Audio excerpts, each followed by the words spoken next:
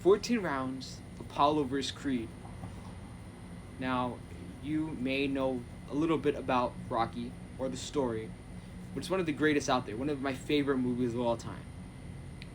Now, not just behind the great film production for its time or the actors Sylvester Stallone and others, but the movie itself, the message behind it, because I'm a very symbolic person, I look for like signs and symbols and everything. The movie itself holds a lot, especially in the end with round 14. If you know anything about round 14, you know it is one of the second to last round in boxing before they use the term go the distance, where you know go to the end with your said opponent, and it's more like a draw, and then the judge decides.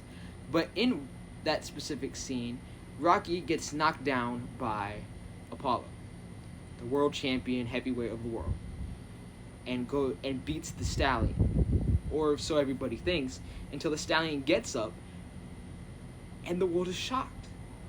Nobody thought that he had the ability to do it. Nobody thought he was gonna get up. People in his corner were telling him to stay down. You go look at that scene, and you see that his manager was like, you know, bro, just stay down.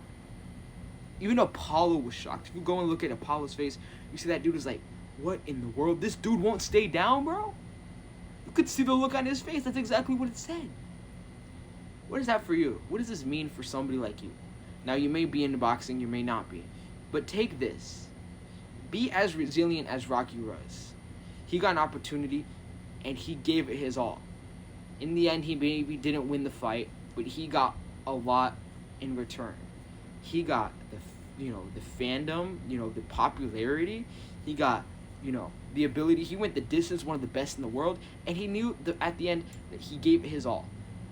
And I want that for you. I want you to realize that if you give it your all, maybe you might not get the result you want, but you're gonna get a better result than you could have imagined. Because if you watch the second movie, then Rocky ends up beating Apollo. Spoilers, my bad.